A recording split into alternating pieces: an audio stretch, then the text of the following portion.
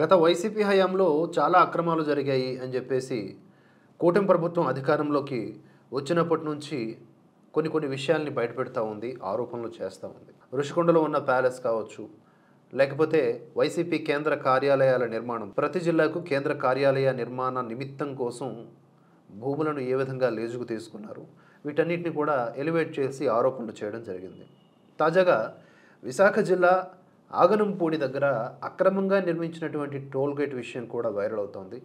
ఈ టోల్ గేట్కి ప్రభుత్వానికి ఎటువంటి సంబంధం లేదు, ఇది కొంతమంది దండిగా డబ్బులు దండుకోవడానికి అని చెప్పి ఏర్పాటు చేసినటువంటి టోల్ గేట్ అంట. అందుకని చెప్పేసి టీడీపీ కార్యకర్తలు దాన్ని ధ్వంసం చేశారు. సో ఇప్పుడు ఆ వీడియో వైరల్ అవుతోంది.